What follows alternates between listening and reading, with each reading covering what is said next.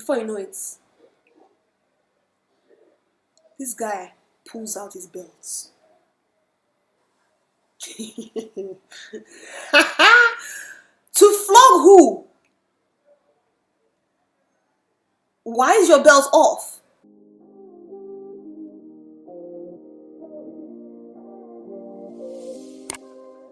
Welcome back, guys. How are you today? First of all, a bit of housekeeping. I was supposed to post a video last week, but I was just not up to it. Like, I had no idea what to do, first of all. I had no idea what you guys would want to see. I was running out of inspiration, motivation, energy, and I saw this video of one of the other YouTubers talking about how this happens a lot. So guys, cut content creators some slack sometimes, because it's actually not as easy as it looks. Like, you have to go through a whole process to get it done. But I'm ready this week. I have got myself in order. First, housekeeping. Did you guys miss me? So, second, housekeeping. Thank you guys for 300 subscribers. 200 was hard to get. 300 was hard to get to. Like, 200 to 299 was a long stretch. But we're here and we're happy. And we're pushing forward towards a goal of getting to at least 500 by December, guys. So please subscribe, comment, like, turn on your push notification, that little bell button, so that you are notified when I post a new video. And let's grow together, yeah? So now that's all out of the way, let's go into the story. Right. So there was this day, I had gone to get my nails done in Kilimanjaro Center, somewhere in Wusetu. Yeah, if you know Abuja, you know where it is. So I went to get my nails done, and it was at the end of work, so we closed very, very late. So let's say I finished getting my nails done around 7, 8 in the evening after work. I told my husband Moshe to come pick me up afterwards after he left the office. So fast forward, I finished getting my nails done. We're leaving the place. Alex was tired and hungry. It's important you remember that information. He was tired and hungry. Okay? So we're driving out of the car park. So if you know the way Kilimanjaro is, there's an entry gate and an exit gate, right? You have to use the appropriate gates for the appropriate, movement. So we're driving towards the exit gates, yeah? And then there's a car driving in from the exit gate.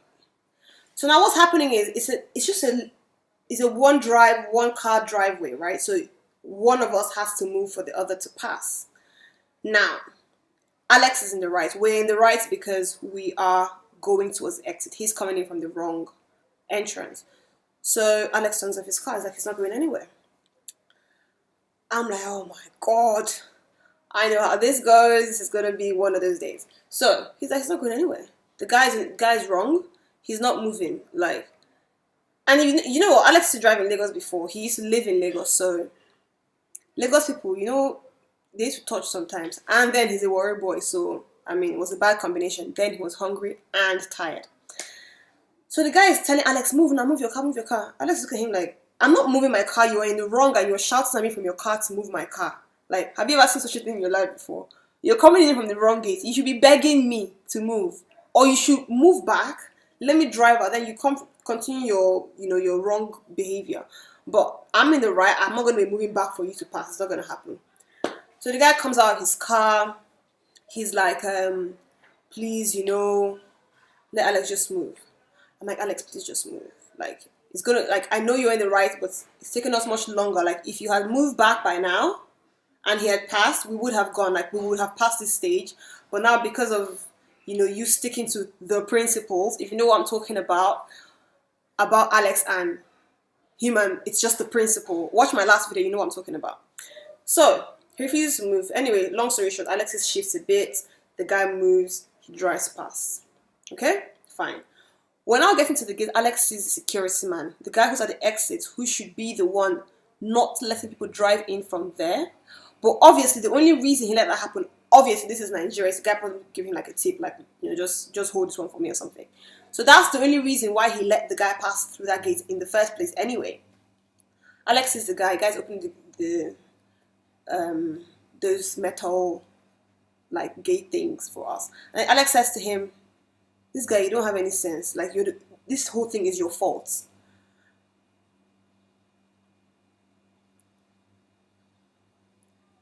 I'm sat in the passenger seat, yeah?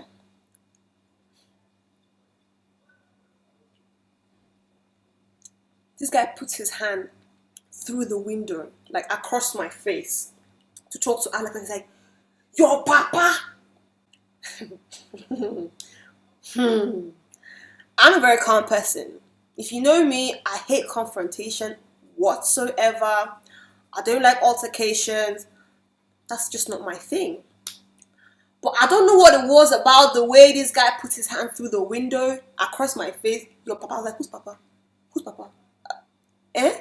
My brain just, as if whatever used to infect Alex just infected me. You know, like venom. It just infected me. I was like, who? I flung the door open. I came out, I was like, who's papa? Who are you talking to? So this guy starts walking towards the gates. Alex comes down from the car. So I'm saying to this guy, I'm like, you know what, I don't even have time to talk. My normal senses come back, you know? So I don't have time to talk. Where's your manager? He's still talking, trying to explain something. I'm like, guy, don't explain anything to me. Where is your manager? He's like, I'm the manager here. I'm the manager. This gate, now me. Whatever I want goes here. I'm like, you're not the manager. What company do you work for? He's like, I don't work for anybody. Now me the manager here. So I'm like, okay, fine. I was like, guy, I'm going to come back here tomorrow and I'm going to report to you. Like, it is going to happen. So make it easier. He's still shouting. He's flaming up. He looks a bit drunk, but not too much, you know. Alex is out of the car. At this point, there are some guys we know from law school, some of our friends, and they were there as well. So they saw us and they're like, oh, like, calm down, calm down. A scene is already gathering. Do you know, when I look back at it in my head and I see what others, the people who were gathering, they were seeing, I'm just thinking, Lord, I'm so embarrassed, but it's like something just came over me. So I'm still asking the guy for who his manager is. He's still telling me he's the manager. I'm like, whatever, fine. So at this point, honestly, part of it was a blur because at the point my anger had taken over, so I wasn't really monitoring what Moshi was doing. But I know that Alex had like seized the guy's bench or something. I don't know what was going on, but there was some seizure happening. And then this guy is walking the other direction. So I proceed to take out my phone and I start filming him, right? I don't know what phone I was using at the time, but it was earlier this year. So already my phone had broken. So I was using the Techno I was using earlier. So I take out the phone and I begin to film him. And I'm walking with him. I'm like, no. Then I'm like, no, just do what you did. I'm not bothering you. I'm just going to film you. Shola, the guy who does my nails, he's upset. He came down. He's like, Shantele, calm down. I'm like, no, I'm calm. Like, I was calm. Like, nothing. I was like, nothing. Calm down. I'm just filming the guy. So I have evidence for tomorrow when I'm coming back. Because I am coming back here tomorrow. The guy's walking. He's like, I don't care if you, I don't care if you film me. I'm like, well, you don't have to care. That even better. That way I'm filming with consent. Like, it's not about you caring or caring. It's just about me doing what I need to do so I can make the report tomorrow. Before the guy just turns and just smacks my hand and my phone falls to the floor and like, you know, all them phones that had like battery separated from the body, it just shatters. I just told him like, are you mad? Like, I lost it. So at this point, Alex was catching up because like I told you, we're doing two different things. He was on his own end. I don't know what he was doing there. So he's running towards my direction because he's thinking the guy's about to like hit me or something. So people are now pulling him back like, Alex, calm down, Alex, calm down. My nail technician is pulling me back like, Shantele, calm down. I'm like, nah, you must be mad. You touched my hand, you want to break my foot. Are you, you know, and proceeded to get more angry. And then, so Alex is losing. At this point, Alex is charging towards him. Someone is trying to pull Alex back. I think the guy now sees Alex walking towards him and he's like a bit scared because he's like, bro, I'm like, he's much shorter than Alex was. Alex is like over 6 foot. This guy was like around my height or a little shorter. So he's now feeling more with threats. Yeah? Before you know it, this guy pulls out his belt.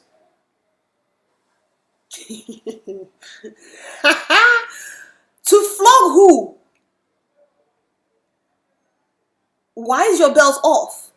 So now I'm even losing it. I'm thinking, actually, I start laughing. I'm like, why are you taking, who do you want to flog? Is it me you want to flog?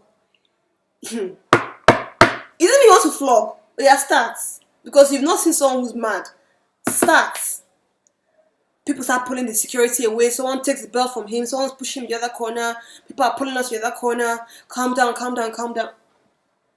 They put us in a car. They should calm down now. I remember one of our friends from law school just kept saying to me, Shantele, Happy New Year. Shantele, Happy New Year. And I found it like absurd but funny at the same time, because I think that's what made me come out. I'm just thinking, it's like March or April. Like, yes, we haven't seen in the year, so I guess that was his point. But I was just like, why do you keep repeating Happy New Year? Like, my blood is charging up. So they're saying to me, like, Shantele, you know, how about you don't even try? Like, if Alex gets angry, you should be calming him down. I cannot be joining him. I'm like, listen, usually that's my role. Usually I'm the calming person. But whose father are you involving in the matter? It can't be my father. It can't be Alex's father. It can't be anybody's father in this car. I just lost it too. Like, you know, everybody has their moments where their craze just takes over. So I was like, bro. So I get in the car. We're driving home. And I'm still stewing. Like, I'm honestly still boiling. So I'm sat there just thinking of what to do. I'm thinking, okay, I'm going to come back tomorrow. I'm going to report to his boss. What really annoyed me as well was the fact that when he pushed my phone down, for some reason the video I was taking, like, of him got lost. So I didn't have the video evidence anymore. So I'm thinking, how do I play this? I need to come back. I'll come through the main gate. I'm going to ask them that the company they work for, I want to hire them. And then, you know, I'll know the company he works for. Then I'll go through to the... I was ready. I was like, you know what? You're going to lose your job. This guy, I'm going to take your job. This is rubbish. This is disrespectful. This is unprofessional. I'm going to take your job. And so I was stewing with like so much anger. It's like my issue, if anybody knows me as well, is the fact that I can't stay too angry for very long. Like, my anger dissipates very quickly, and then all of a sudden, all the things I've planned to do when I'm like very livid, it just, after a point, it becomes irrelevant to me. So I'm thinking, nah, this one cannot be irrelevant. I must take this guy's job whether or not I'm angry tomorrow morning. Like, I'm like, anger, please stay, we're coming back. So I was telling Alex, I was like, you know what, I'm so angry right now, like, you know what, okay, here's what I'm going to do. Either I'm going to come back here and take his job, or I don't know what to do. Like, I think that's what I'm going to, because he's going to start begging. And I was getting this pleasure in my head of seeing him beg, because that's how it always ends. It always ends with they're bold in their disrespect and the wrong thing they've done. And then you come back, you know, Nigeria being the country of the big man, and come back and you know, show your power and show muscle. And then you're then begging you, madam, please. It was work of the devil. So I'm thinking, no. So all the things that is going through my head, I like to say, you're even thinking mild things, and my own thoughts are even worse. So I'm thinking, I know what I'm going to do. I have friends who know people. I have friends, you know, who are politicians' kids. Like, I'm going to get some policemen. That's what I'm going to do. I think I even called my friend, one of Alex and I's friends. I called him and I said, guy, I need some police. I need some policemen. We need to go and get some guy. We need to go get him. And my original plan was to pick him up and like take him somewhere, just to make him feel fear. And then whilst all this was going on, like whilst I was thinking all these thoughts, at the same time, I just heard in my voice, or I heard my mind, or I just said to myself, whichever one. I just said, Shana, this is why God hasn't made you richer yet. This is why you haven't blown. And then I had to start calming down. I'm thinking, Shantele, you barely have no power. Like, in the grand scheme of people who are powerful in Nigeria, you're not up there, you know? So it's not like I said, oh, there's this powerful person who will make a few calls. I have to call people who know people. I don't know people. So I'm thinking, as little as you are at the moment in terms of success and where you are in life, or where you could be, this is how much anger and vengeance you want to inflict on someone who's in a lower position than you. Can you actually imagine if you are now in the position to actually have the Mopo by your side? Can you imagine what you would have done at that moment? That this is why God hasn't made you blown. To me, that was a revelation. I'm just thinking, yo, that's true. I need to change my thoughts, because I don't do a lot of things, but I think a lot of things. So I'm thinking, yo, like, I have to calm down, but at the same time I was still very angry because I'm thinking it's the principal. Like Alex says, it is the principal. He's wrong. So like that should not be in the job. He's wrong. You are wrong. All of you are wrong. So I'm thinking, nah.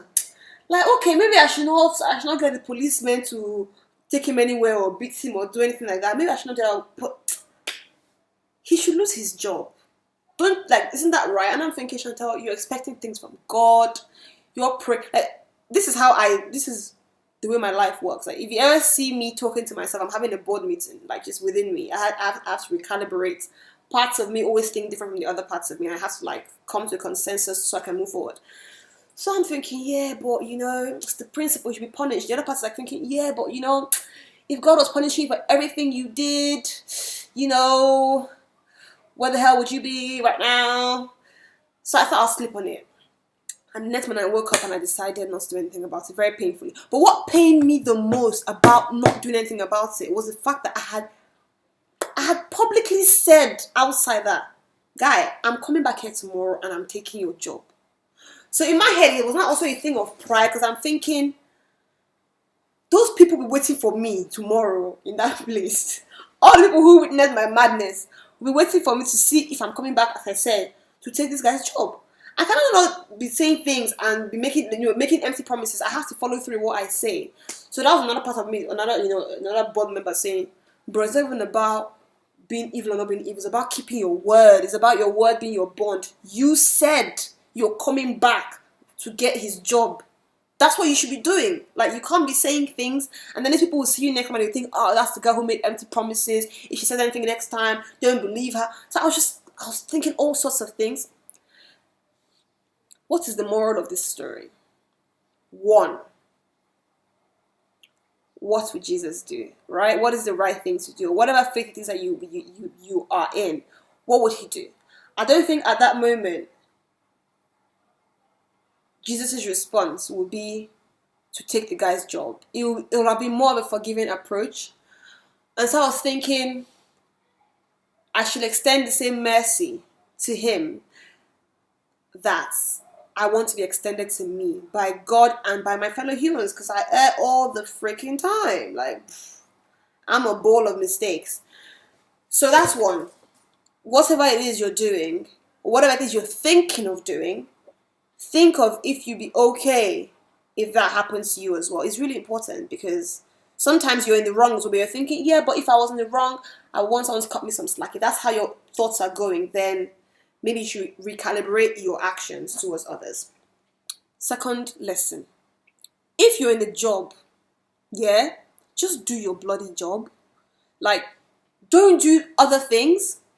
And to be honest, if you do make a mistake or decide to carve yourself a side hustle within your job, which has nothing to do with what your job is about, i.e. the guy, letting people coming from the exit and taking a tip from it. If that's what you want to do, that's your business, quite honestly. But people who are doing the right thing should not be affected by your wrong actions. It's not our problem. And when confronted with the fact that you're doing the wrong thing, you should be sorry. You should be apologetic.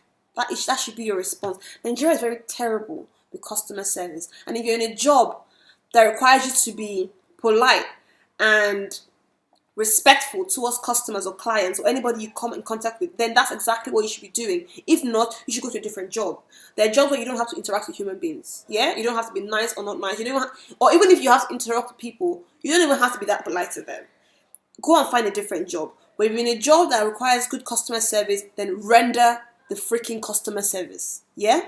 And the third point is eat. It's a bad idea. It's a bad idea to go driving or do anything stressful if you're hungry. Eat before you do anything stressful. That's the third moral of the story. Okay, guys? So, thank you for watching. Again, thank you for your support so far. Please don't forget to comment, like, and subscribe. Also, don't forget to turn on your push notifications so that you get notified when I post new videos. Make sure you tell your family, your friends, everybody you know about this. We're about to shamelessly promote this channel, okay? Shamelessly. I'm tired of putting around it, yeah? We're gonna do it. So we're trying to reach 500 subscribers by December, and if I do that, I want to do a giveaway. So please help me grow, yeah? And tell me what it is you want to see next, so I can let you know, and do this for you. Thank you guys. Have a good day. Till next time. Bye.